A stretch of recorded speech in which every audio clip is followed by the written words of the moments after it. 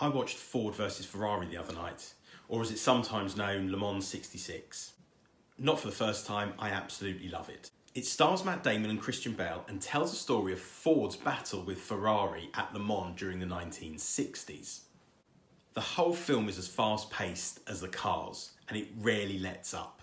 There's an incredible scene in the film that looks at the power of persuasion.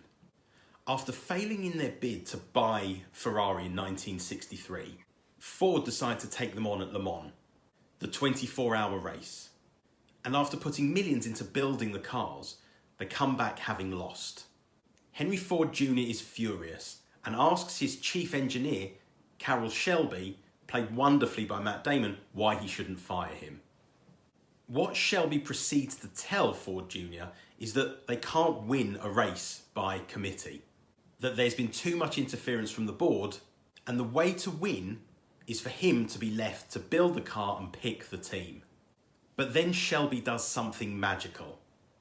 He taps into Ford Jr.'s real motivation, being better than Ferrari.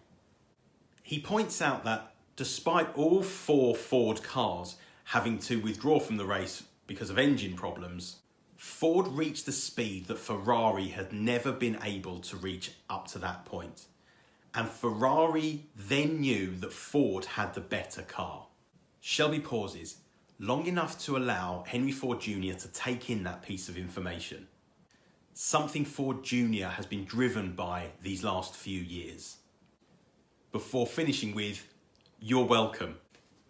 It's absolutely spectacular. Ford Jr. gives Shelby the control he wants, and the rest, as they say, is history. If you don't know what that history is, you should go watch the film. The Art of Persuasion. Find the key that unlocks a client's motivation, and it's a really powerful thing.